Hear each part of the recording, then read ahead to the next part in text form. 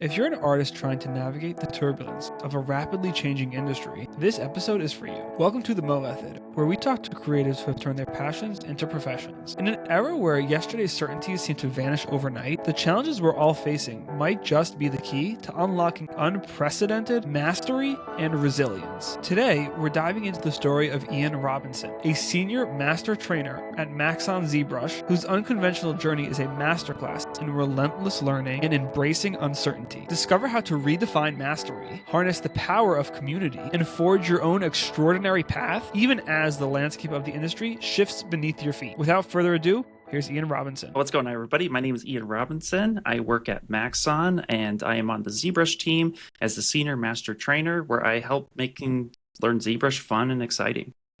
Let's just kind of like jump into your journey from the beginning, right? Because you kind of had quite a journey getting from a guy doodling in high school to working at Maxon. My journey is a little long, but we'll shorten it up a little bit. I've always been kind of doing some sort of artistry. I used to draw a lot as a kid, but I would draw what I saw. So I was definitely fan art based. Fun fact, if you go to my Instagram and scroll far enough down, I did post some drawings that I did back in like 2000, 2001, which is when I graduated high school. But I actually grew up in a time in which I didn't really have the ability to go to college. Grew up relatively unfortunate, like poor, or just like not a lot of resources. My parents did the best that they could, but there wasn't a lot of resources for us. Times were tough, so I didn't really see art as a future because I just didn't see the potential within myself, even though my teachers did. So I actually hung up drawing for a long time. Got out of high school, nothing but retail jobs. And then eventually I got married in like 2006 and got married really young. And then How old immediately I was, 26. So I was like 23, 24. Oh, wow. I was very, very young. Yeah. And so, but then of course, my father-in-law at that time was like, well, you need a real job. You just can't work retail. So he got me into aerospace, and I was cleaning parts and just doing odd end stuff there because I'm like, okay, well, at this time, $10 an hour was amazing. Like, so, I was doing okay. And then, so I was there for about 11 years. And in that time, I learned how to operate and run CNC mill lathes. How to program the CNCs as well. We did nuts, bolts, bearings, and odd end parts for commercial and military. So a lot of aircraft stuff, even stuff for like NASA, which was pretty cool. That's awesome. And then after that, I was struggling. It's a rough industry. As a blue collar worker, you can definitely be kind of struggling. I was running 2 to 3 machines at a time. I was leading a small team, teaching people how to actually code. And at that time, the coding, I was programming by hand. It's this program code called Fanu Control. And I was just going and doing stuff by hand. I can actually see in my head how the radius of a shape should go. Eventually, I fell into some 3D, which is we wanted to speed it up because they're like, wow, it's impressive. You can do it by hand, but you're still a human. And we have all of these shapes that the engineers have already designed. So can you take these 3D shapes and program off of that? So then they got me into a program called Mastercam, which does just that. It takes the 3D shape or the tracing of it, and it can, map out where the machine should go. So that was my introduction to 3D. And from there, I started kind of getting interested into like what 3D is. But at the same time, 3D printing was also introduced into the aerospace industry.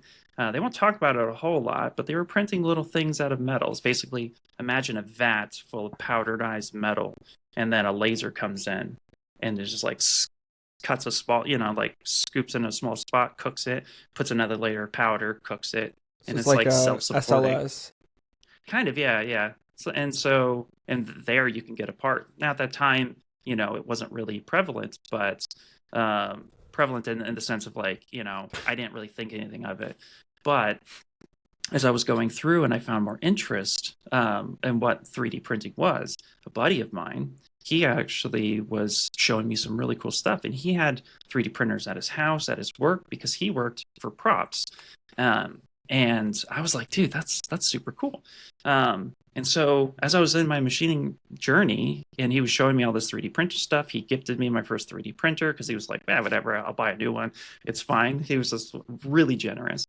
And so as I researched 3D printing more and more, um, he basically told me about this program called ZBrush because I asked him, I was like, I'm seeing all these statues online. What are all these statues? Like, I don't get how this is made. And he's like, oh, it's this program called ZBrush. And so I was like, okay, that's pretty cool. Now, this was back in like 2013-ish. That's when I first heard of ZBrush.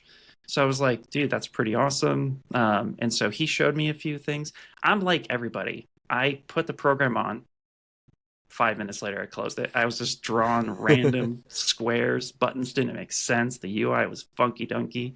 And I was like, I don't know what I'm looking at. So I closed it. And then at that time, I was web browsing because I was still very interested. And I found this little beta program called Sculptress. And I was like, oh, this is kind of cool. And it was like a super dumbed down version of what ZBrush is. It was just like 9 brushes and you could sculpt, but it had that Sculptress Pro feel that everybody knows about now. And so I ended up making a spider, which maybe I could see if I could find it for you. It was my first sculpture, and I was like, oh, that's pretty cool. Actually, my first sculpture, I tangent a lot. It's actually this really stupid fish that I made that doesn't even look like a fish. I can show you that too. It's like we all start somewhere. But then after I got the sense of what sculpting was, then I made this spider as my second sculpture. But because I had an art background and I dabbled in other things like photography and illustrative work and graphic design work, I basically just found all of this interest. But sculpture work and statues and the ability to tell a story in a single frozen in time capture really like stuck out to me. And the fact that people were 3D printing these things, that's what got me into it. So then I basically like hit the books, started like really studying. ZBrush confused me. So because of that, I basically made it a mission to understand it. And I didn't even know what like ZBrush Live was for the first 4 years I was using it. Oddly enough, like I had a hard time finding resources for ZBrush until one day I did find somebody who was live streaming, and it was Ashley Adams, and it was really cool. Nice. So I just sat into her streams and just like while I was at work, I just like put them off in the corner. I'm like, I should be working, but really I'm like so interested in ZBrush. And it was really fascinating. So I was doing that for a little bit, then going and practicing at lunch, practicing at home. And then I started making enough sculpture work and toys and stuff like that my work noticed it. And at this time, I had left aerospace and went into graphic design. The same friend who introduced me to ZBrush, his name's Travis, by the way. The same person who introduced me to ZBrush was the same person who got me into graphic design when he knew I wanted to get out of aerospace and just I needed another direction. And so he hooked me up with somebody he knew, and then they got me a job, which is great. So I feel really, really fortunate. And so at that time, my work started noticing that I was like pretty good with sculpture work. And so they were like, hey, we deal with prop masters, and we deal with and those prop masters deal with companies like Hasbro, Mattel. And a lot of times in the film industry, it doesn't really matter what you're doing. At the last minute, anybody can just pull out if they don't feel like they are wanting to be a part of that project. Especially there's a lot of legality. Like I worked with a lot of what's called ND, nondescript product. So somebody would come and say, I need a Snickers bar, but it can't say Snickers. It has to say something else. So yeah, exactly. But you'd be surprised how many things out there. Just if you think you're like, oh, I have an original name, do yourself a favor, just Google it. You're probably wrong. It's probably not original. Somebody has it, and somebody probably already scooped up the legal aspect of it too. So you got to be careful with that stuff. So because of that, they were like, well, we have a lot of toys and stuff like that we want to start introducing into short commercials, college projects, and also major film.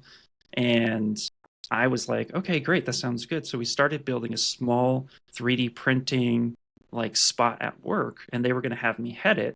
And then 2020 came along, and I think we all know what happened there. Yeah. So we all at first I was sent home. Actually, it was funny. Me and a few other people at work basically were early exposed to the pandemic. We had somebody who like tested positive for it very early on, so they Uh-huh. sent us home and they isolated us. I never tested positive for it, so I was like, "Yeah, great, wonderful." But it was all scary. And then a few Right. weeks after the pandemic officially kicked off here in the U.S., they laid us off. They're like, "Yeah, your job is done."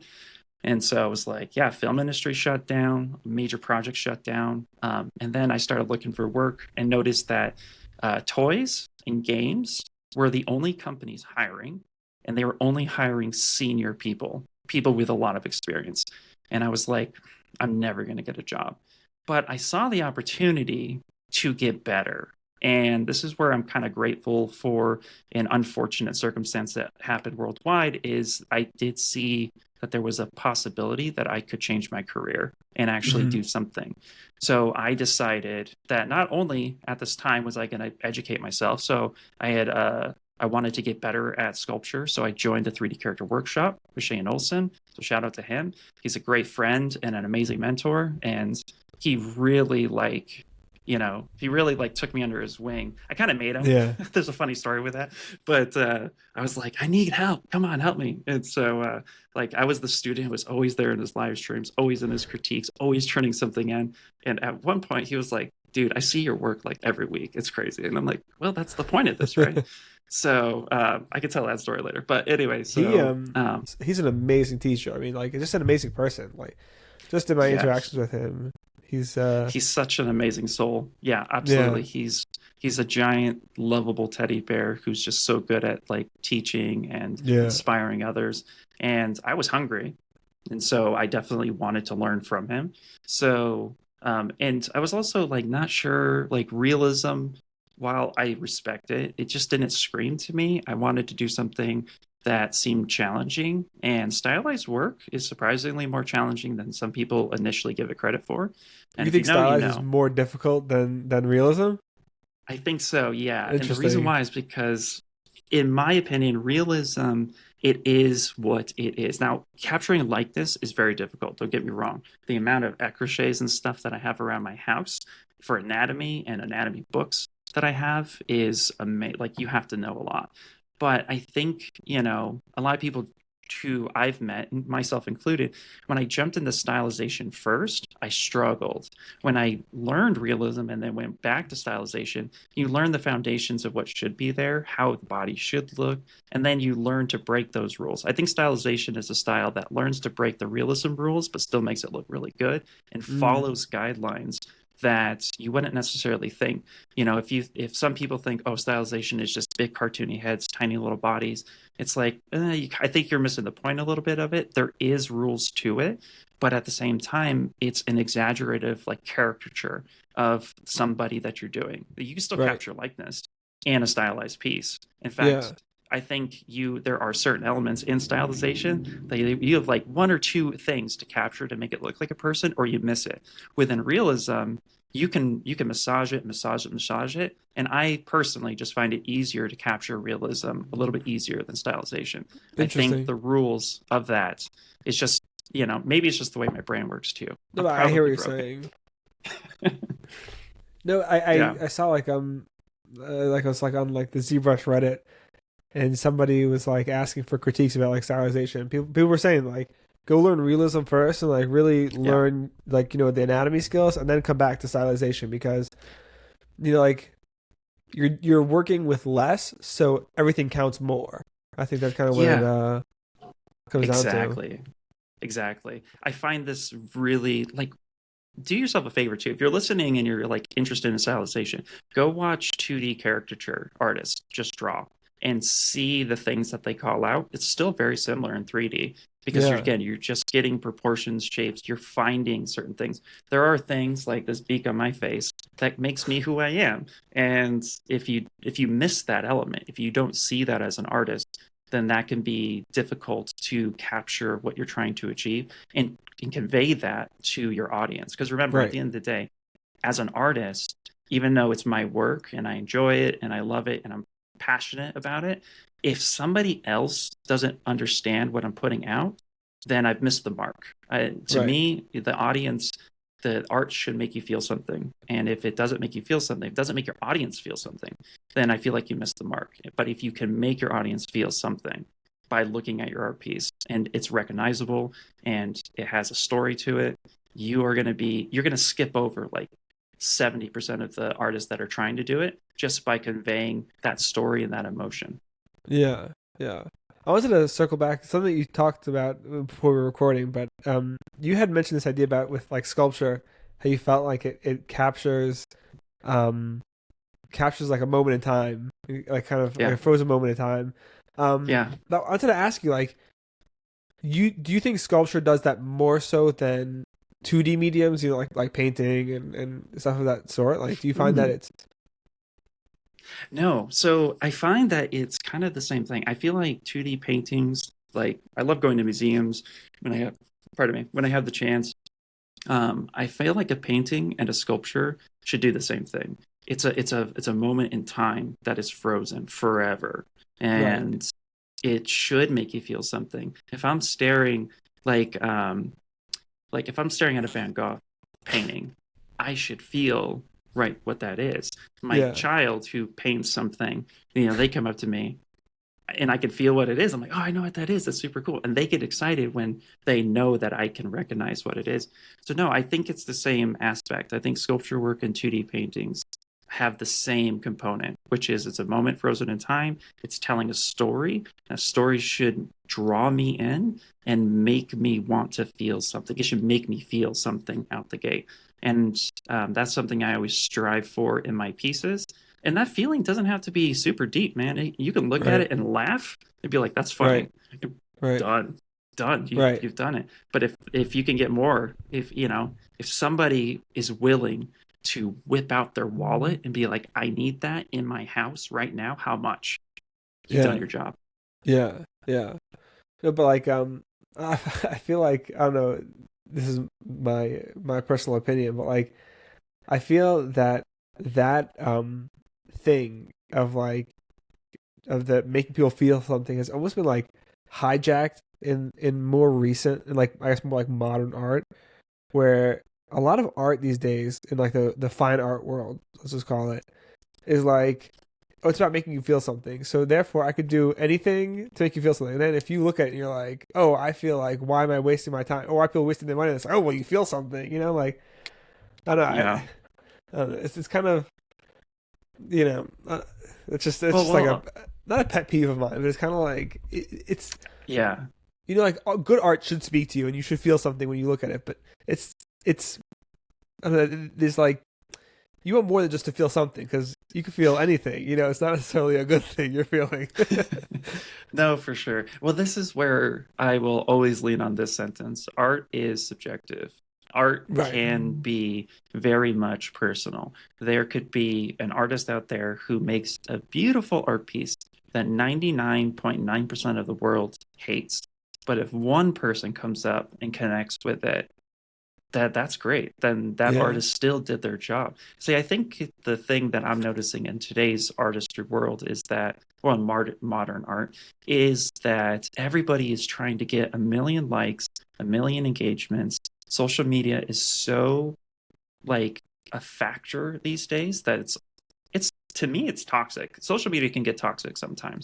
And Yeah. so if you're posting things for likes, there's always a high chance of just unfortunately having a lot of disappointment because Right. I mean I now work at Maxon. We kind of cut off where I started from, so we'll kick back to that in a second. Yeah. But I work at Maxon now on the ZBrush team, and I'll post something on my personal stuff because I want to, because I want to share it with people. But if I get one like or I get 1,000 likes, that's okay. I'm not really doing it for the likes. I'm doing it because I created something, I'm proud of it, and I want to showcase it. And I'm also an artist who's forever growing. I always want to be learning. I want to try new mediums. I want to try to experiment more. I don't want to be doing the same thing. And thankfully, my job allows me the ability to do so. But at the same time, it's like I want to make sure that I'm not stagnant. And that can be hard sometimes as an artist, especially when you're a production artist and you are doing a 9 to 5 or a 10, 12 hour day and you're a part of a big team and you're trying to get this film together.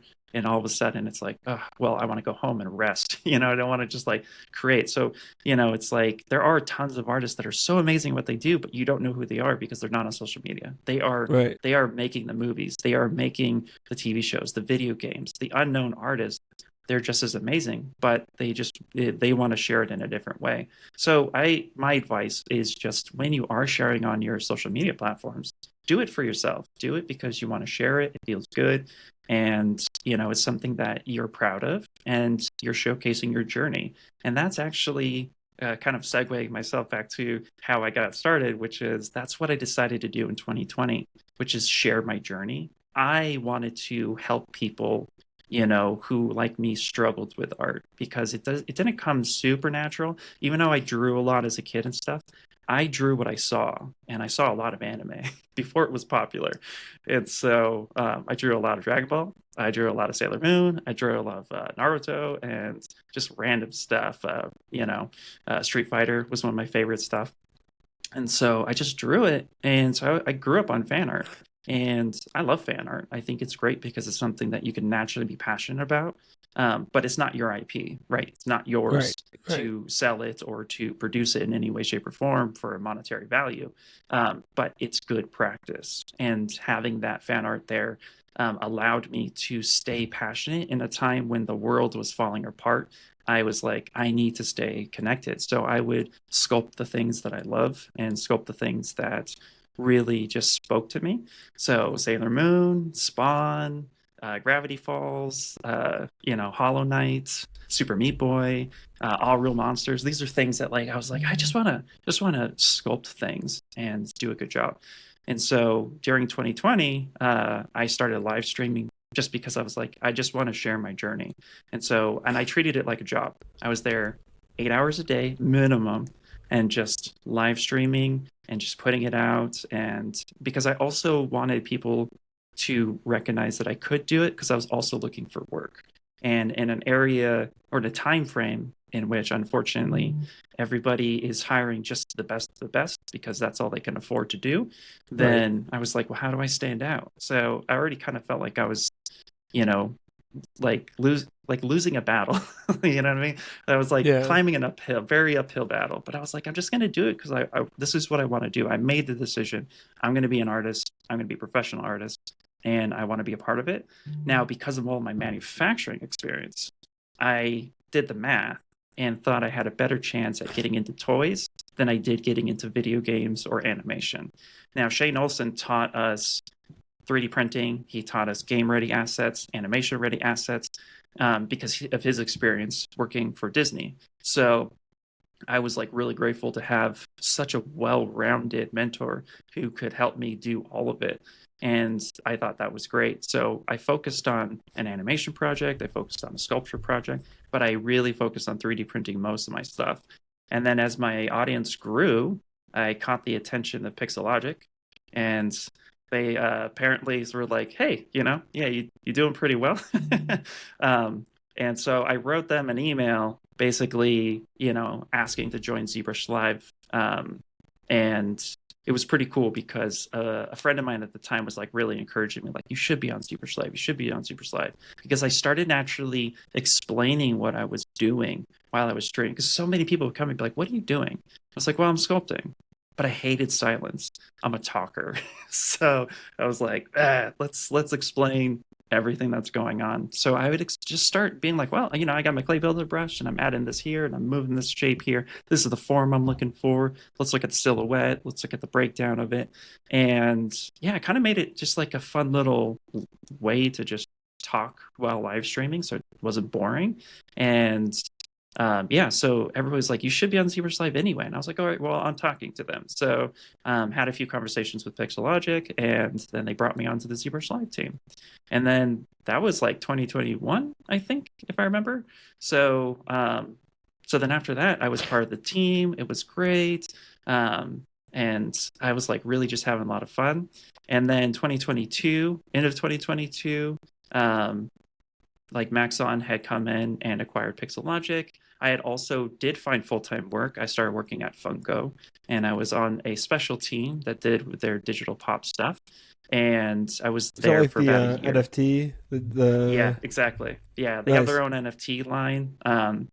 And so my job there was basically take original sculpts that had been out before that the licensing wanted to turn into an NFT, and then I would essentially take a sculpt that was not T-pose because they don't do T-pose there unless you're on their animation team. And basically resculpt it into T-pose, set it and prep it for animation, and then send it to the rigging team, and then they would do the animations. So my first job was not actually just like a pop sculptor. It was actually I'm prepping for animation. So I got a lot Uh-huh. of experience all of a sudden prepping for animation for these pops. But then I did get to do a few originals, which was great. So I was doing some originals, doing some work, and then also doing a lot of prepping. And fortunately, because of Shane Olson's experience and how he transferred that to me in our mentorship, I basically was able to come in and help Funko actually create a really solid pipeline. And so then that sped everything up. And at the time, it was just me and one other artist. His name's Pasa. He's a really cool dude.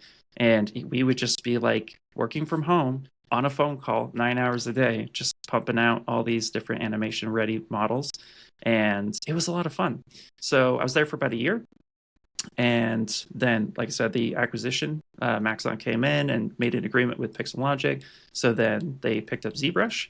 And immediately after that, on the ZBrush Live channel Slack that we had, it was posted that there was a job opening for teaching ZBrush. And then I read the description, and it just basically is like, have to live stream, have to be able to record videos, have to feel comfortable in front of an audience, can explain in depth what you're doing, understand animation pipelines, understand toy and 3D printing. And I'm like, this feels like they wrote it for me. so so I was like, well, I should apply anyway. So I ended up applying, and then I heard nothing for like a couple weeks, which is fine. And I was working at Funko at this time, so I didn't really feel like, There's I no needed a rush. job. Yeah, it's no rush. Yeah. And all of a sudden on Slack, I get a little ping from Paul Gabry, who, by the way, I had never spoken with up until this point. I just known of him and followed his work closely for a few years. And so he pings me and he was like, "Hey, are you busy?" And I was like, "No, I'm just at work, but I work from home, so it's fine." So then he was like, "Okay, yeah, cool." We get in a phone call and he's like, "Hey, I just wanted to say hi." It's like, "Hey, how you doing?" He was like, "Okay, cool." He's like, "Also, I have a question. Do you have a couple models I can borrow from you? We're testing for X, Y, and Z. And just wanted to see if I can like borrow a few models from you." And I was like, "Sure, here you go." Sent him a few things, and then nothing for like another week. And then another week goes by. He hits me again. He's like, "Hey, how you doing?" I was like, "I'm good." He's like, "You got a second?" I was like, "Sure." Get in a phone call. He's like, "How's life?" I'm like, "Oh, it's good, everything." And we're just talking. And I was like, "Okay." And I'm not thinking anything of it because, again, I'm distracted with other stuff. And then Right. eventually I get an interview at Maxon, and it was HR. And then they were just like, "Yeah, they ran me through my first interview. They liked me. They set me up for a second interview."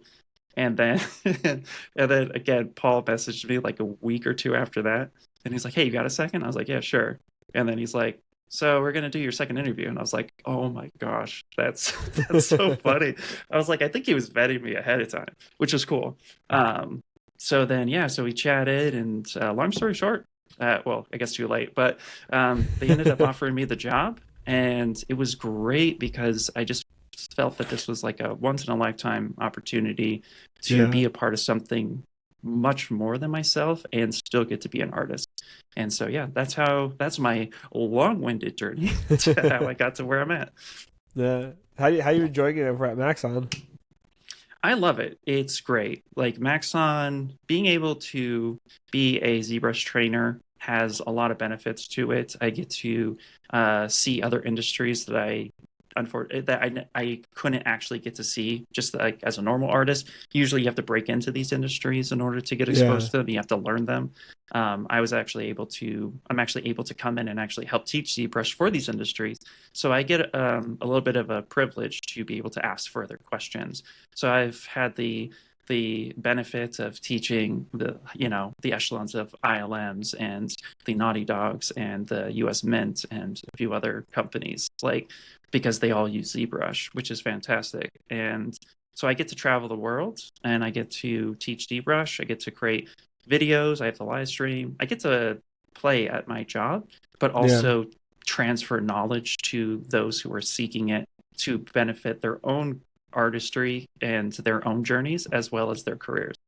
Yeah, that's really cool.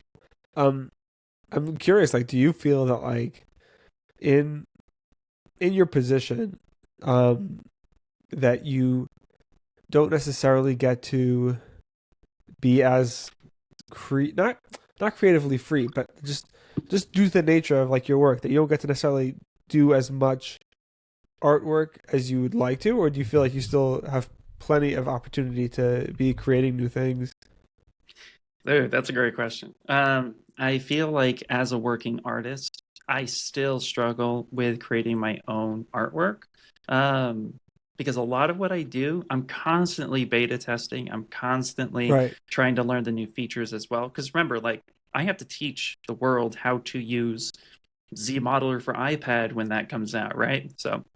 Um, so I have to learn this stuff, on the fly or Yeah. as it's being built. And what's interesting is like things change fast in any type of software company. So, for example, the way they built, we'll just call it a clay brush for now. So they built a clay brush. They sent it to me. They sent it to a few other people in the company, and we're all testing it. And then we give feedback.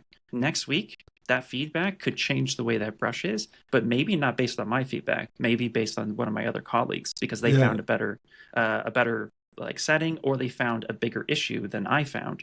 And so there's things will change really quickly. So right when you think you understood the feature that we just built, it can change tomorrow because they found a crucial bug or something that just doesn't cause it to work as intended. And so sometimes I feel like I'm falling behind because I have to learn this stuff right before we ship it. And then Yeah. I have to know it like I've lived it. You know what I mean? Right. Right. So I'm constantly bugging Paul now. See, he called me in the beginning. Now I'm calling him every 5 minutes, like, hey, so what's this feature look like? Um, and then on top of it, because I travel so much, there's a lot of times where I'm prepping for presentations, making assets, or I'm trying to showcase. And a lot of times I'll spend the early part of the year building early assets, and then I will use those assets throughout the year, which is why I actually recently just got back into live streaming ZBrush Live, but I also want to do my own stuff here soon. It's because I want to get back into making art. And but it's overall like it could be a struggle. I think anybody who's a professional artist can, our goal is to pass the knowledge or to create a thing for a much bigger project. And sometimes it's hard to just do your own thing because you've already spent so much of your time and effort to already do your job. And now you go home, you just want to kick your feet up, you want to put on YouTube, hang out with your family or whatever's happening, right? Or even just have 5 minutes to yourself. And so sometimes it's like, I don't want to open up ZBrush at 9 o'clock at night when I'm just exhausted and knowing I've been in ZBrush the whole time. So it's a balance act, I guess is what I'm trying to say. It's more about, finding the time to keep creating and keep learning. And I think, once you feel more comfortable in your skill set, it's a little bit easier to like talk yourself off the ledge and be like, because in the beginning parts of being an artist, I don't know if you've been like this, but I was definitely like this. If I just learned a thing, I had to like practice. I had to practice blockouts Yeah. constantly because I wanted to make sure that I understood it. I know how to block out a character. I know how to concept the character. I know how to sculpt. So when I'm feeling overwhelmed, overworked, and exhausted, I still try to make the time and effort to do a thing, but I will talk myself off the ledge and be like, it's okay to sit down tonight and just watch YouTube. You can make something tomorrow, or you can do something over the weekend. It's fine. You're not gonna lose your skills overnight or over the next couple of days. You know what I mean? Like, you have it, so just calm down. Yeah. Yeah. So that kind of brings me to my next question that again we talked about before we recorded, but I wanted to really get into it here.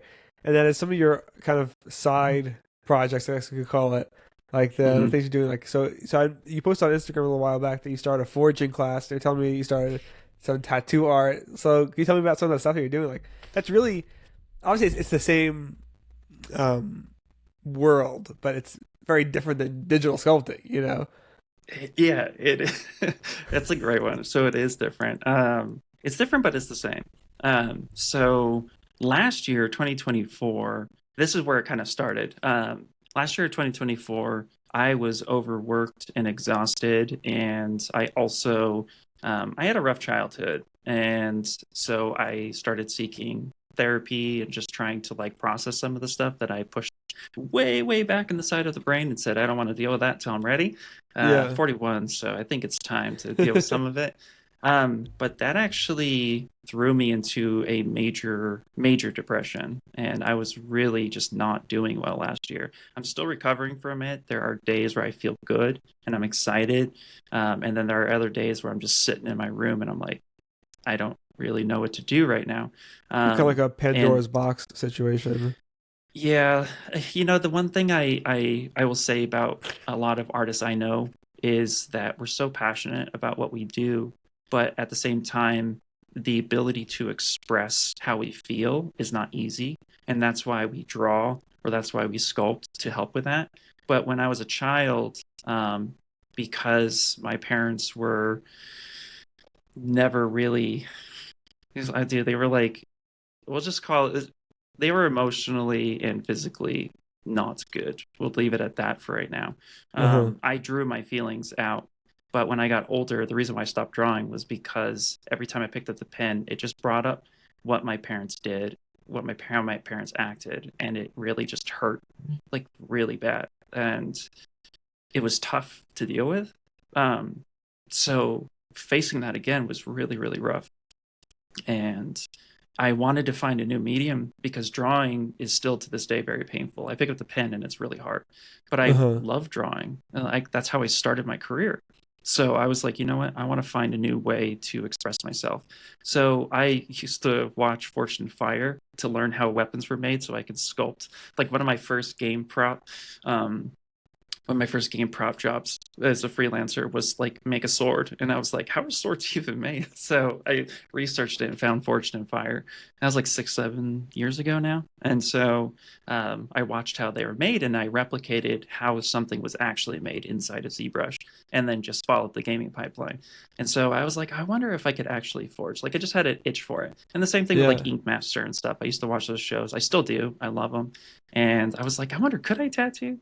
Well, it's 2025 and there's a lot of things happening that we won't say here, but it's made me rethink the way I approach my life and the way I want to give a good example for my kids to not be afraid to try something. You don't have to become an expert at it just because you tried it, but there's no Right. reason why you shouldn't. And so because of that, I just said, man, you know what? I'm just going to go do it. So I signed up for a forging class. And to my surprise, I'm sitting there and they're going over the safety stuff, which they were like, okay, because they all asked what we did. And I was like, well, I've done aerospace experience, I've done manufacturing, blah, blah, blah. And they were just like, okay, so we went over safety stuff, earplugs, eye protection, you're dealing with 1500 degrees Fahrenheit flames, if not hotter. So you want to be careful. But then they were just like, okay, they're like, just so you guys know, forging is a lot like sculpture work, actually. If you've ever done any type of sculpting, then, it's all about just learning the medium, how it moves, what temperatures to get it at, et cetera, et cetera. If it doesn't need to be hot. And I was like, dude, I studied under John Brown at Noman for maquette sculpting. And he covered the same thing, how hot the clay should be, how the techniques to like smooth it. And I was like, this is the same thing. This is awesome. So I sat there in the class and yeah, dude, it was so fun. Like they just let me go. And I was just like, because I watched Forge and Fire so much, I kind of like had some of the stuff in mind, but I was there to learn. So they showed me a few things and then I went and did it. They showed me a few more things, went and did it. And at the end of it, I ended up making two letter openers with like twisted handles and scoops. And Nice. I can send you a picture of it if you want. How long was the And class? it was 4 hours Oh, okay. one day. Yeah, one day, 4 hours, start to finish. And I was just in my own little world. And then afterwards, the instructors came up and they were just like, just so you know, you made 2 knives, which is awesome. Like, that's cool. Everybody else here made one. Like, are you interested in forging? Because you like kicked ass. I was Yeah. like, dude, this was so cool. I was like, I enjoyed it, but it's a little expensive. So I was like, maybe I'll like think about it and see if it's something I want to do full time. But I just wanted to experience it. I wanted a Yeah. memory on something. And so that was it. And same thing with tattooing. I bought a beginner tattooing kit, and and I'm watching a ton of tutorials, and I just want to just try it for myself and just see if it's something that I like. Of course, with that, I'm not tattooing people, I'm not tattooing myself. I'm just fake skin and trying Yeah. it. But like, it's allowing me to get back into drawing with it being so different that I can't connect the old emotions that I had with drawing as a kid to drawing now. In fact, it's a totally different feeling for me. So I just changed my outlook on that. And now I'm using ZBrush to also create some tattoo designs, because I was talking to Paul Gabry and he was like, dude, I told him my interest in it. And he was like, a few years ago, Kat Von D had an artist that was a ZBrusher that helped make a back piece in ZBrush. And then the stencil was pretty much done because they just used the NPR rendering, and then they just turned that into a stencil. And I was like, that's dope. I want to try that. Yeah. So yeah, so I just have a lot of interest, and I feel like I am passionate, and I want to kind of try new things and just experience life a little bit more than I That's have been in the awesome. last few years. I feel like a lot of people like especially like, I mean, no, not like you're not older, but I'm saying like once they get to, let's say, your age, like you kind of set in your ways of that. Once you kind of hit, even my age, like you kind of get set in your ways, and it's a lot harder to go out and try new things and to experiment, to like take those risks. But it's so rewarding and so much fun to like, especially because again, it's all the same foundational principles. So Yeah. you already know how to sculpt, you already know how to draw. So it's kind of, but learning those new mediums, learn those new ways of approaching it is really cool. It's and I saw you posted the fortune thing. I literally have a note on my computer, like like asking about the fortune class. Yeah.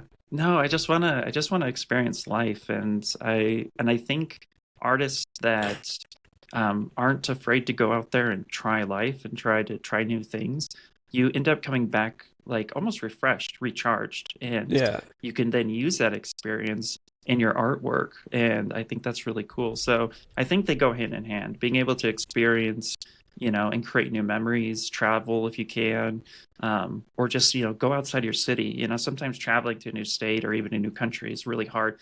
I didn't get the chance to travel until I joined Maxon. I was only in the United States and mostly Los Angeles for all of my life, which is weird because most people in Los Angeles, we call them transplants. They're from somewhere else. yeah, I'm like one of the anomalies. I was born and raised here, so kind of stayed. But I'm ready to travel and do things, and luckily, that's one of the benefits that my job provides me is I get to go to places and experience new cultures, new ideals, see how people live other places of the world, and get a broader spectrum of what this world is actually about. And then I can yeah, actually then take those experiences and introduce them in my artwork. And that's really cool. yeah. That's awesome. So, how do you feel like your like style and approach to, I don't know, call it design or art, or however you want to term it, like how do you feel like it's changed over the years? Because you kind of been in a lot of different environments, so how that kind of Yeah. like affect and kind of mold you into who you are, like in terms of the artist that you are today. Oh, dude, that's awesome. I love your questions, man, by the way. They're really thoughtful. I like them. I used to describe my style as I smash it until I think it looks good. And I don't really think that's changed too much. But what has changed is the interactions I've had with certain artists. I've gotten a chance to meet artists that I only thought I would ever see them on a video or see their artwork posted. Um, I've gotten a chance to talk to people who are far better as an artist than I am. And just being able to just hang out with them and not even like ask them questions about stuff, but like literally just like sit in there and just hanging out and, being people, and having a good time, having a drink, eating some dinner, whatnot, and just talking to them. And you just feel their passion. You feel what they're excited about. And I feel like that's reflected a lot of my artistry because it's kind of like through osmosis. I'm like, oh, I'm like even more excited to like get back and do stuff. Yeah. But also I feel like I'm still very open in discovering who I am as an artist and what I want to provide. And so I'm very moldable in my mindset of I want to try new things. If you look at my portfolio, a lot of it is fan art. And fan art in the United States, as long as you're not selling it, there's non-commercial, protection. So I don't sell any of that stuff. But what I do is I just like to try new styles. And fan art allows me to do this. So I've had anime sculptures. I've had more realistic sculptures, some likeness sculptures. I've had the chance, like one of my favorite projects is I worked for Blink 182 for a small minute, and it was one of my favorite bands too. A couple of years ago, they were doing their world tour, and I was already kind of working on the bunny as like a fun little fan art piece. And somebody that knew me got me in contact with them. They basically reached out and was just like, hey, that bunny, you captured our likeness. You captured what this bunny looks like. Can we use this bunny for our project? And there's no way I was going to say no. And Right. so they were just like, yeah, we'll credit you. We'll work out anything that you need, like whatever you need from us, we'll deliver it to you. And I was like, perfect, no big deal. So we ended up coming up to with an agreement. And then within a couple of days, they took my fan art piece. I made it animation ready, and then they used it for their tour. And it was so awesome. Like I was so cool, super Yeah. cool with it. So I feel like one of my biggest strengths, if I had to narrow it down, and I noticed this early on as a kid, and actually my son has the same ability too. I can translate what I see to 2D or 3D pretty accurately. So, and one of the biggest skill sets I try to press upon any new artist or even intermediate artists might still be struggling with what they're going for. If you can follow a concept true to the concept one to one, you are golden. Like that is a very hard skill to do, and it's not easily taught. Some people are born with it. Some people have to really work at it. I was fortunate enough to have that skill set early on. I just didn't recognize that that was a powerful skill set until I started getting good at sculpting, until I started being told, follow this concept, sculpt this for me. And I was like, okay. And to me, that came a little bit easier than some other of my friends, but that is a skill set that most of the people that I know who are successful have. So I would say that's really where I lean on that ability, is to translate what I see, whether it's 2D or 3D, into my work. So then people could say, yep, that's the thing. And Yeah. that skill's used a lot in most industries these days. Yeah. Yeah. I'm curious to hear your thought, because you mentioned different industries, and I feel like you're kind of uniquely positioned as somebody working, in Maxon, and kind of having this exposure to all different people in all different industries. And so, like, clearly we're going through a very transitional period in the whole entertainment world. I'm kind of curious to hear your perspective on where you think things are kind of heading in the next 5 years, let's just say. Oh yeah. Well, It's a a loaded couple of years question. ago. No, yeah. A couple of years ago, I got asked this question, and I was very optimistic then. I'm still fairly optimistic because my perspective is I do see what these industries are using. So we'll just call it out AI, right? AI is being used pretty much everywhere. AI has taken jobs, and AI has been used in other aspects of our industries. In ZBrush, there are 13 industries we service, and not all of them are entertainment. So, Right. so because of that, I do see other companies, or other industries trying to find new ways to do it. We'll take medical, for example. I have the privilege of actually having friends in medical, and AI does not do well there because it cannot accurately translate what the human body is doing. And, it could get you a little bit of the way there, but it's not accurate at all.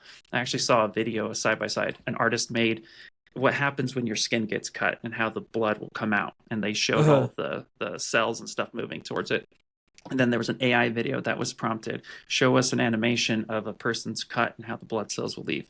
It eroded the arm. The blood started coming out, and then the whole arm got like It's eroded and exploded. corroded. I'm like that's not at all going to happen. Like it didn't even Right. get it right. Like even the beginning part, it just pushed everything to a certain spot because it doesn't understand because it's Right. artificial intelligence, meaning it's something taught it or it pulled resources to do that. It's not smart on its own. It needs Right. resources fed to it.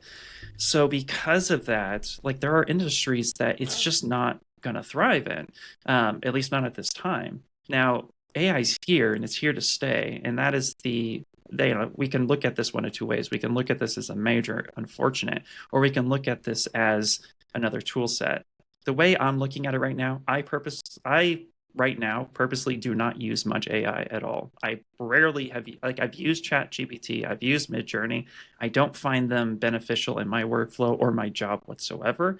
And none of the stuff we do at Maxon is really focused on AI. A lot of it is we are here to support actual like artists in their Right. journey, and our software reflects that. Now, that's not to say that Maxon eventually may or may not decide to use AI, but the mindset is if we did decide to use AI, then it's going to benefit you as the artist. It's not going to take away from your ability to create. And I think that's the mindset that I would like to see keep up with other companies instead of it Yeah. just being a cash grab. Now, I'm speaking from a perspective of like being able to see it from outside the box. I'm not an Yeah. artist working for a company who's saying we're introducing AI and now my job is on the line. Like Right. I have the privilege, and I recognize this, that I'm outside looking in at all these companies and I'm hearing what's being said and I'm witnessing it.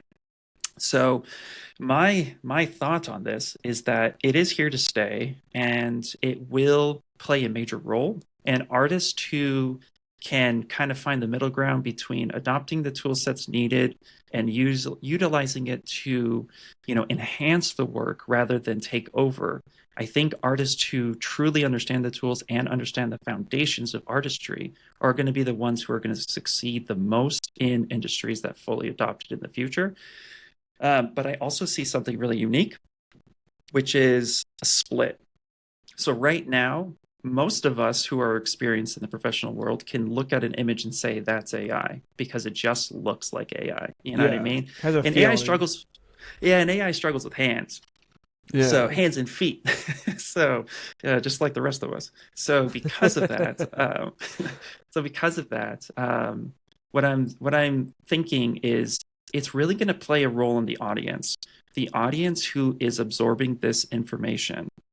Kids, families, the non-artists of the world, the ones who are seeing the end product. How do they feel about it? If it doesn't feel like they can connect to it, they're not going to watch it. They're not going to engage with it. Children are probably the best worst critics ever because they're the most honest, right? So if you give Mm. a kid something that a person made and they connect with it and they love it, they're going to tell you. If they hate it, they're going to tell you. Same thing goes with AI.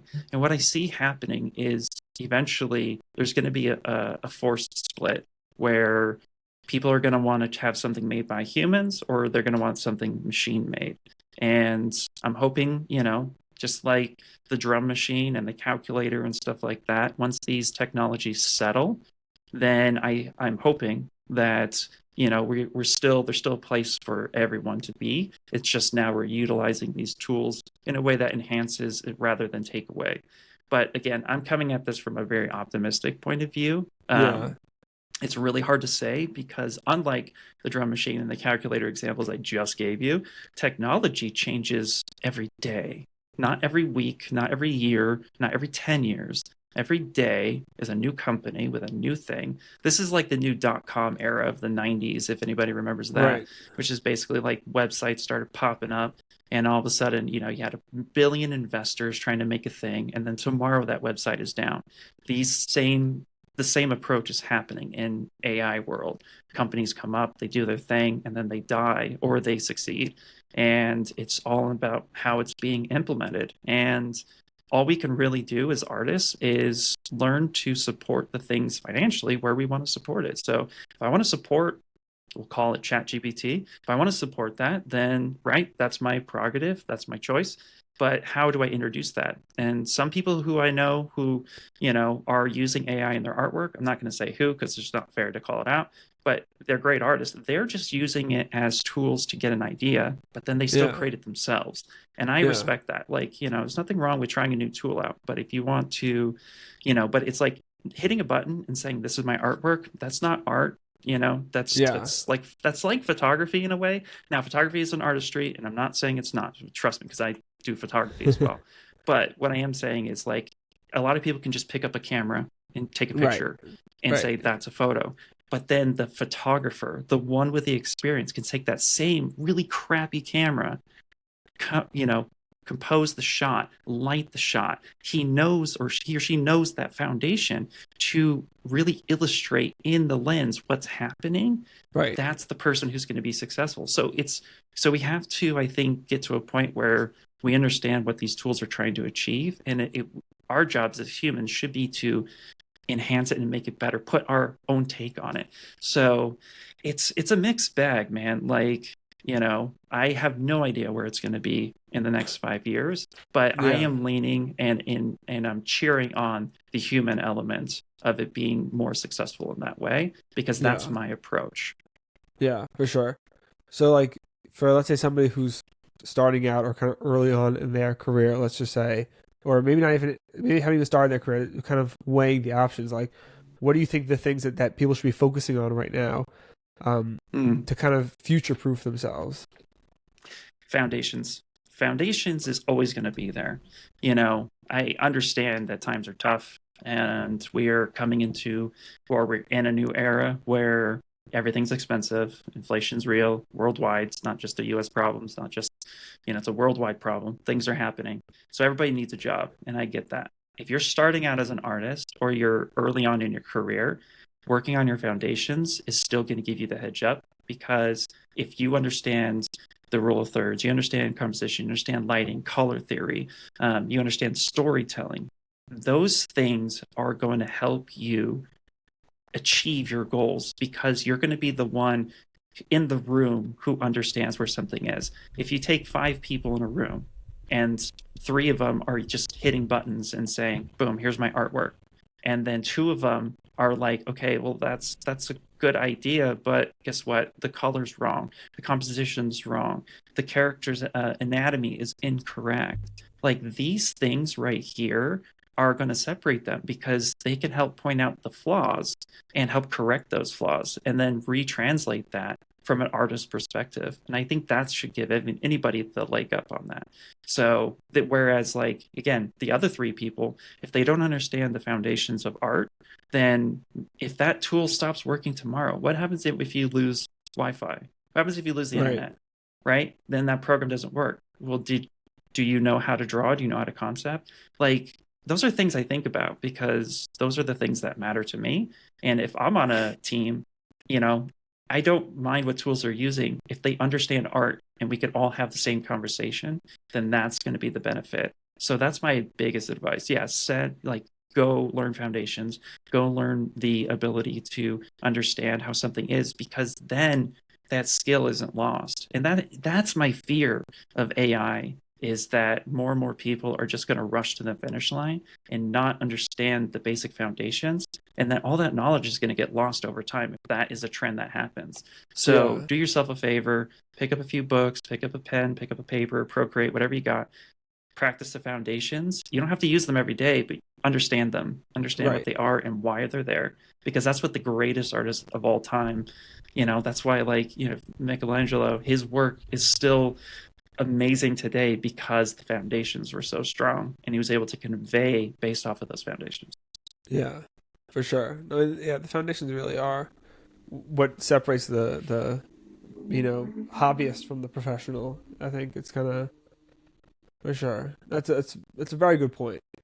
Um, yeah, 'cause, I mean, you look at the AI stuff, and I've seen firsthand. I've seen people who kind of work with AI and kind of just because they again, like you were saying, they just enjoy kind of working with the latest tools and kind of playing around with it, and but the way they use it is, like it kind of gets them partially there, and then they come in with their knowledge of foundations, and they have the ability to now touch it up and make it look how they want. And Yeah. from what I've seen, where AI stands now, um, I don't see an end product. The stuff that's coming out of it, it's not usable. I've been saying this a lot, so like it's kind of like repeating myself, but like I feel like, especially like, I'd say like the video AI stuff, because that's Hmm. really it really struggles with it as of right now, Yeah. and it's getting better, but it still doesn't it's still, again, you're not going to be seeing that in a movie theater. Yeah. Um, so the way I look at it is that like you'll have kind of when you want to send somebody like a GIF, but like you can't find the exact one you want, you could like have an AI quickly like gen up like a little like you think it's Yeah. it's good enough for like kind of like or like you see a ton of it on social media, like it's good for like a quick kind of like you know glance at and like, oh, like haha, very cute, and then like keep moving.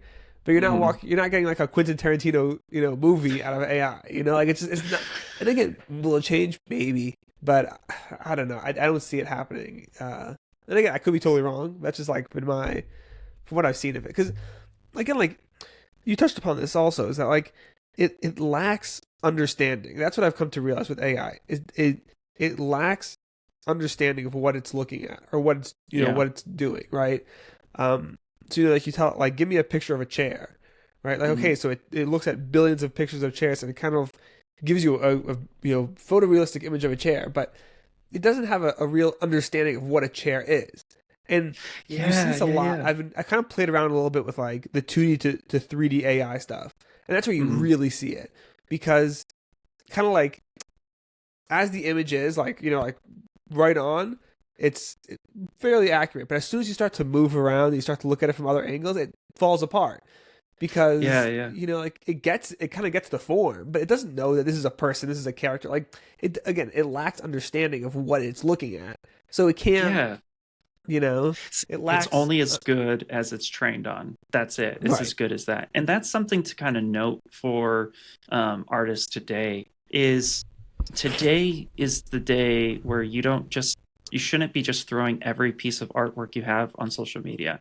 In fact, I would say don't do that. You want to showcase your work, you're still going to have to make a portfolio, you're still going to have to make a website, but vet these websites, vet these portfolios. Are they currently training AI? I think eventually it's not, we're never going to get away from it. I think, if unless we build it ourselves, it's going to be something that's always going to kind of be a worrisome. But, AI is only as good as it's trained. And if artists Yeah. today decide, you know what, I'm not posting as often, I'm not going to post every single little thing anymore, especially if it's like if you can literally get you know Michael Pavlovich sculpture done because he's posted a billion of his stuff and now AI is fully trained on that, right? That's like some of the concerns. So I would say, like, as an artist today, having an offline portfolio, something you send to clients when they need to see your work, or being very selective with what goes on there. Most of my stuff, like I said, was fan art, and my portfolio reflects that. So, but I haven't posted as much. I don't actively post as much anymore because that's something that I'm keeping in mind. I just want to make sure that, like, when I do post a thing, it's purposeful. I post for my portfolio for other people to see, and so forth. But like posting every single time I make an art piece, I don't do that as much anymore because I just, again, AI is only as good as it's trained, and I don't want to give it more than I'm willing to give it, and Yeah. I would like to see companies just be more transparent about, hey, we are training AI. Here's the thing. Everything's kind of felt a little scrubby, a little Yeah. funky, I guess I'll Yeah. say. It's like shady. It's like, Yeah. just I think if Just be those transparent. companies, yeah, if companies were a little bit more transparent, a little bit more honest about what they were trying to do. If you came out, it's like, look, it's like anything, if you came out and said, I am so and so, and I am building an AI, catalog, and I would like you as the artist to do so. If you contribute to this, you'll get credited, or maybe you'll get some monetary value. May not be much, but we'll give you some royalties, because we're trying to train an AI. I think if companies were more transparent about it, you're giving an artist a choice. The reason why Yeah. AI has fallen to such a negative stigma, and rightly so, is because artists were not given a choice in the beginning of this. It was just taken. And that's ridiculous. And that's something that I am just like, you know what? No, no, no, no, no. You should have come out and been more transparent. And so, and of course, now there are some companies that are choosing to be transparent and trying to be honest about it. But sometimes it's like too little, too late. You've lost my trust. And that is something that, again, you can't fault the artist for being skeptical these days. So, take the actions that you feel more comfortable. I don't post as often anymore. If I do, it's usually because I did it at work and I was able to post it, or I'm doing a live stream and I just want to share it, or I don't care. Like, I'm like, fine, this image can go up. It's fine. What is it? Another rose? Another dagger? It's fine. Like, there's a billion of those. I'm not helping it in any way, shape, or form. But my specific stuff, including any client stuff that I have, originals, I do not post those. Though I keep those near and dear. If you know me personally, then you probably see it because I'll text it to you, or I'll like FaceTime and be like, "Look what I'm doing," But that's about it. I don't post things I don't want to be a part of the AI stuff. Interesting. That's an interesting approach. I never really thought about that, but it's a good point. I've had this vision of I don't know if this will ever happen, but this is kind of like maybe the premise for like a sci-fi type of thing. But I have this. It's not a bad thing. I think it's fairly good. It's pretty good. But I have this this vision of a world where every person essentially has their own kind of server. Like their own personal server in their house. I saw I kind of got this idea. It started with cause I saw Paul. He has this it's not a server. It's kind of a server. He has this deck of all these hard drives. And so I imagine a future where kind of everybody has something of that sort in their home, right? And where everybody kind of can own their data localized, and then because also the same thing with even before AI came around, just in general, every time you go to a website, it says accept cookies, or you're using social media, there's the classic saying, what is it that if the product is free, you're the product, these things. And it's true. And so I envision a world where everybody kind of owns their own, owns their data, and it's kind of privatized. And then let's say whatever, Facebook, Instagram, these different companies come along to say we want your data. It's like, okay, you could basically purchase 5 gigabytes of my data, because they're taking it anyway. But it's pay me for it or something, even if it's not a lot, but it's I envision a future in which we can people can take ownership of their data, because I think we kind of just got pushed into this world, and it happened very rapidly. And so there's never, again, same thing with the AI training on artists' work, is there's never a choice of oh, do you want to be a part of this or not? It's kind of it kind of just happened, and all of a sudden we're all a part of it, and it's taking all of our data in mass, and we had nothing, and there's nothing we can do about it. Oh, you're gonna just live offline? I mean, there are people who do that, but I mean, how practical is it? Yeah, that's an interesting take. I think for me personally, if I wanted to lean on AI, the way I would see it would be kind of like we were saying, I own my own data. I'm training my own thing to do a thing in my style, my vibe. Yeah. Okay, maybe I've sculpted 100 sharks, and I willingly accepted that, okay, yeah, I'm going to have my own private AI thing, understand how I approach shark anatomy.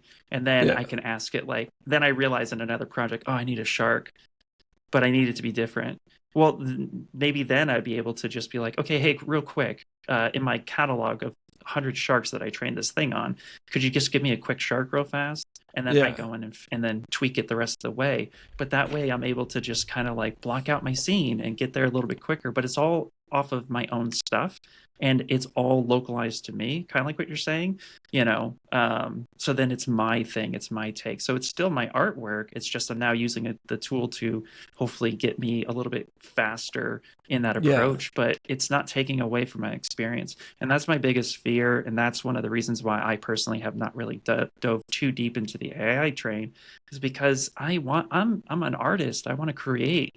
And the joy of creating is kind of like my therapy, in a way. It's allowing me to process and to feel, but also too, it's growing my understanding of how things are. I'm actually doing so I'll tell you here. You're the first to know. I'm actually doing a a personal piece. I follow bodybuilding because I believe in health and stuff like that, and I started working out myself. And one of my favorite bodybuilders, who is now legitimately a bodybuilder, his name's Sam Sulik. I watch his videos because they're so inspiring, and he's just an honest dude. He just won his first IFBB Pro card. He's now a professional. Like he never got on stage until this time. His first two times on stage, he wins and takes gold and becomes a pro. It's Wow. crazy. But like for me, I'm like, oh my God. Well, I always looked at bodybuilders and fitness models when I was studying anatomy because you can really see how the Yeah. anatomy moves and their poses. And so I was like, you know what? I'm gonna just, you know what? I just found my new personal project. I'm gonna actually make like a trophy for like I'm gonna make a trophy, and I'll actually message it to him when I'm done and be like, hey, you know, I'm a fan and Nice. I sculpted this. This is what I do, and just send it to him and see if he likes it. But so, you know, so That's yeah, super that's kind of cool. like my vibe right now. But it's also that's helping me understand anatomy a bit better because again, anatomy is something that you can spend a lifetime studying and never become an expert. You know what I mean? Like, or a Yeah. master rather. You can be an expert, but never like a full master. Like, there's always something new to learn, and the ability to be the one sculpting it, studying it, diving deeper into it. Again, AI doesn't do that for me. AI doesn't help me learn anatomy. I'm sure there are things somebody might be like, well, you can use ChatGPT and you could ask it to, and they could teach you. Sure, but the way I learn it, I'm a visual artist. I don't need a catalog of Yeah. things told to me. I need to experience it. I'm a doer rather than watcher. I need to actually get my hands on it, and that's how I learn. Yeah. And AI can't help me at this time with that. You know, so yeah, Yeah. those are just things I think about, and that's part of my reason for my whole stance on it. But again, I think it is here to stay. Just so we're not on AI for the whole conversation, but I think it's here to stay, and I think that there needs to be more balance between it, and I think there needs to be a lot more transparency from companies who want to dive into it and not just kind of like hide it in a 1,500 page contract Right. that They you just hit know I no one's going to agree. read. Yeah, Yeah. like I can't. That's one of my pet peeves. I am a contract reader, and my advice too, if anybody is trying to make a business or a living in this field, learn to read contracts. Just do it because I've caught some crazy things from some companies that I'm like, I would never sign this in a million years. But Yeah. sometimes we just agree to it because I I don't have time to read this. Oh, it's the same old, same old. I get it. Rules, conditions, blah blah blah. But those rules, conditions can hold some pretty weird stuff in there. So read Yeah. your contracts, check them out. But yeah, that's my take on it as a whole. Yeah.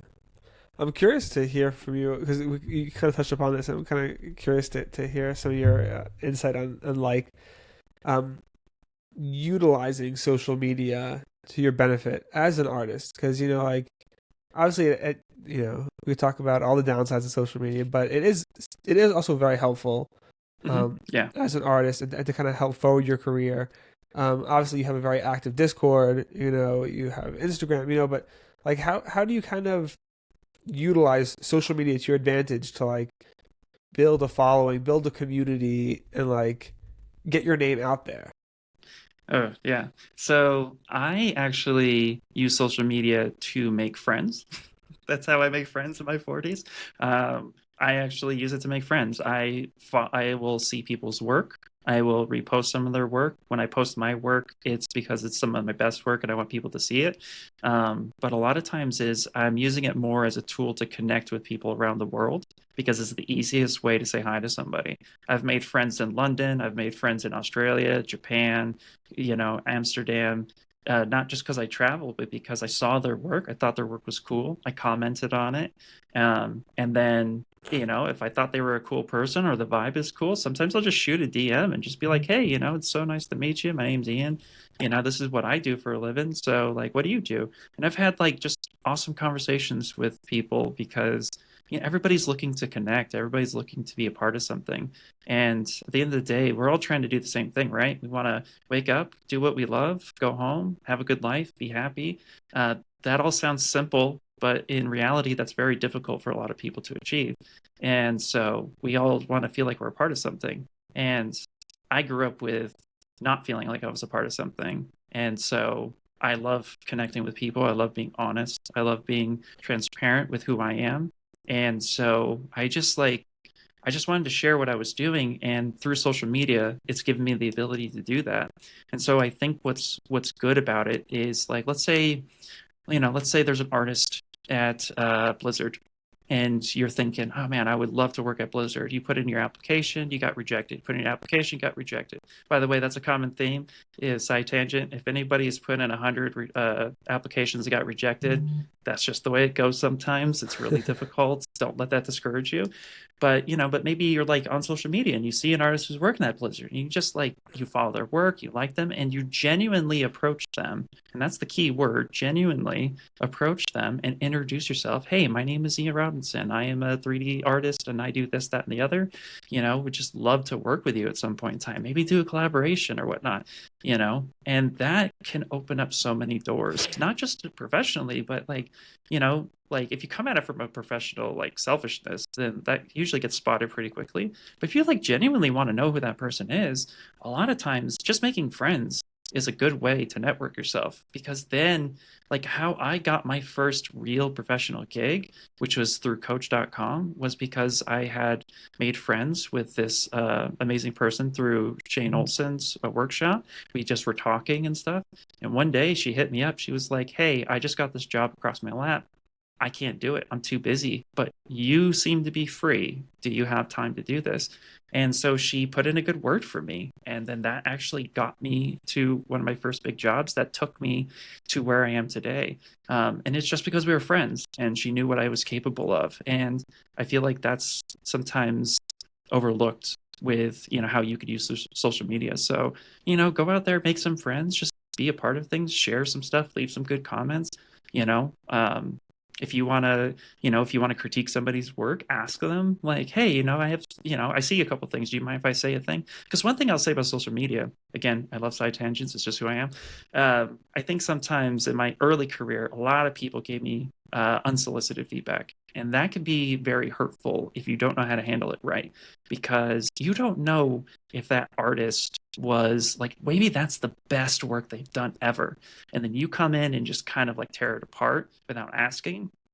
That can be hurtful to that artist. That can really send that person down an emotional dark rabbit hole that you didn't mean to. And even if your intent is pure, you just don't know the mindset of the person who posted that. So I always stay away from unsolicited advice. If I see something and I think it can be helpful, sometimes I'll send them a DM and just be like, hey, your last post looked amazing. I noticed a few things. Do you mind if I just comment on a few things and let me know what you think? If they say no, respect it. If they say, yeah, sure, that's great.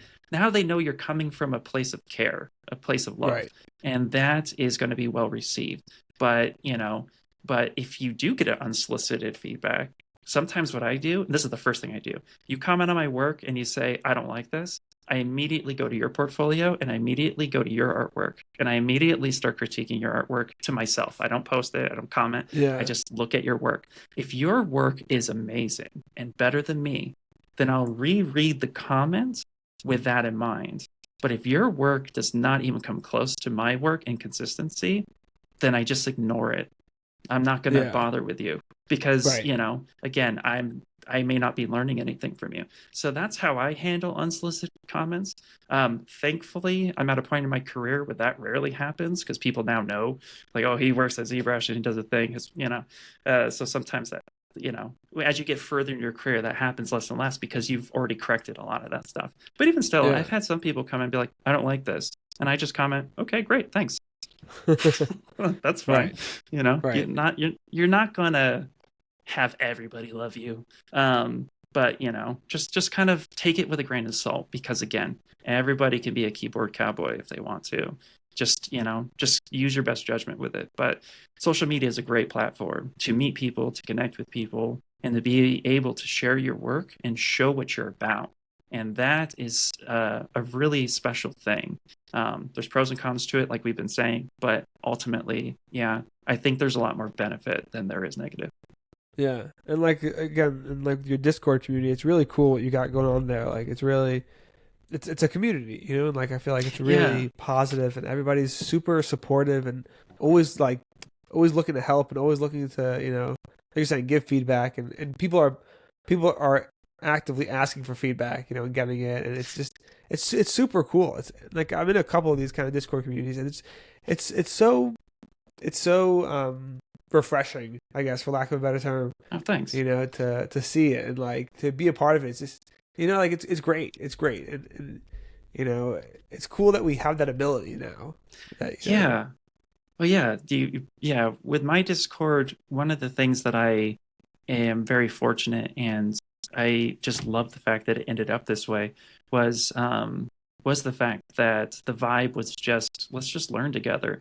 I created that Discord back when I was in the middle of the pandemic, live streaming all the time, and there was a ton of people saying like, "Oh, we love seeing you live stream, but it'd just be cool to hang out in a room with you. Do you have a Discord or anything?" And I didn't even know what Discord was. I was like, I have no idea. I was like, "Oh, sure, let me see this." And in the course too, I was trying to earn $1, right? So I had a Patreon, and then I had a few friends say like, "Well, you should put it on Patreon as part of the package." And I was like, "No, they just want to hang out, like, and I just want to hang out too. So I'm not gonna paywall it. People want to support me in my journey, buy me coffee, then that's what the Patreon can do. But outside of that, and I don't even have that Patreon anymore. I shut that down because, again, I'm not about selling my artwork, because most of it's fan art when I do personal stuff. And if it's my own IP, I just don't have time to do my own IP at this time, so I'm not gonna do that. So I just my Patreon was solely like, hey, if you want to support me in my live streams, great. If not, cool. So I wasn't going to paywall it. So I ended up creating the Discord. And the best part about it was, as I got there and was just hanging out in the Discord, the people that were in the chat room started coming in and hanging out. And then this is where, like, you never know who you're talking to. I found out that, like, now he's one of my good friends. He used to work at Disney Imagineering. And I'm like, and he used to come in and watch my streams. He's like, "Oh, your streams are awesome, and you use ZBrush really well." And I had no idea who this guy was. And yeah, he used to work for Disney Imagineering. And then I have friends all over the place. Actually, in my Discord, again, I'm not going to say who it is because, come into my Discord, hang out. You'll find out for yourself. But there are tons of professionals in my Discord. And one day I freaked out because I wasn't even professional at that time, but they just liked my vibe. They just liked who I was, and I liked who they were.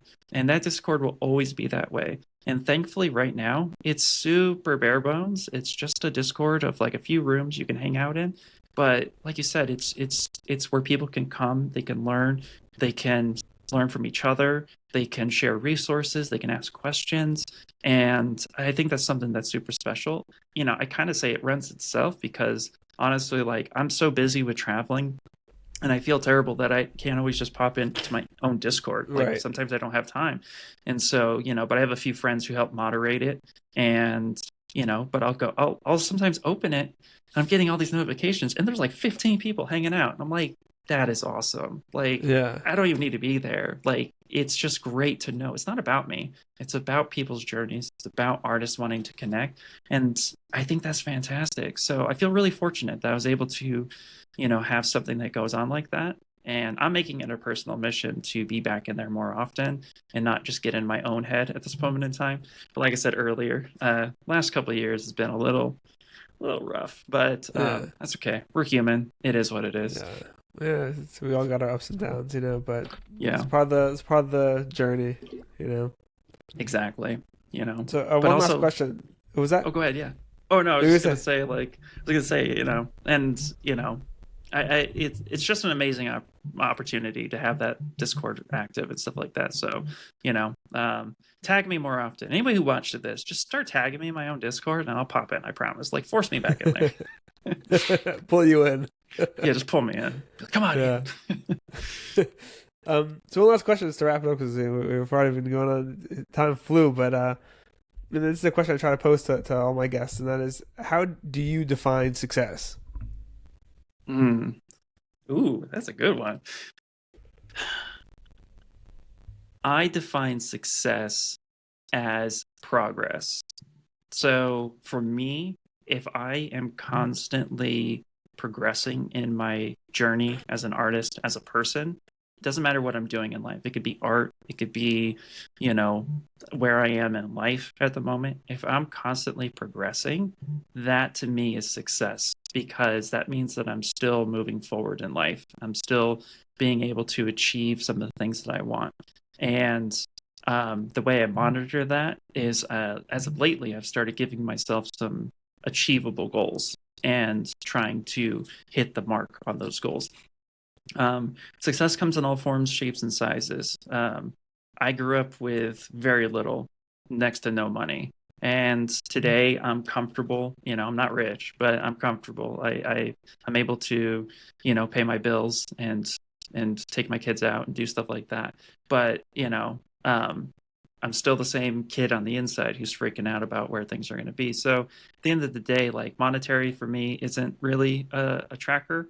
It's more about, like, where am I moving in life? Am I progressing in a way that I'm satisfied? And if I'm not satisfied, what are some of the things I could take to do that? So I want to constantly see me moving in a direction that's positive for my life. That's not always easy, and this might be a little too, like, philosophical, I guess, but that's it's definitely how I market, because the grass is always greener on the other side. I think sometimes I've heard it, I've said it myself. Oh, if I had this job, I'd be happy. Oh, if I do that, but then you get there and you're happy for a second, honeymoon phase wears off, and then all of a sudden you're like, okay, I'm not happy anymore. What's wrong? Well, sometimes it's all within yourself. So I take a little bit more of a inner look at this, and I just track it towards progression. So I want to make sure that I'm always improving, challenging myself, and making sure that it's headed towards something, even if it doesn't seem like it on the outside. On the inside, if I know I'm hitting those markers and I'm able to achieve it, whether it be my health, my art, my kids, my life, whatever, relationships, doesn't matter. As long as I know that I am making change and that I'm not reverting back to old habits or bad habits or whatnot, then I know I'm doing okay. So that's how I market. Hopefully that makes sense to somebody. Yeah, for sure. That's great. That's a great answer. Thank you. Thank you so much. Where can people find you online?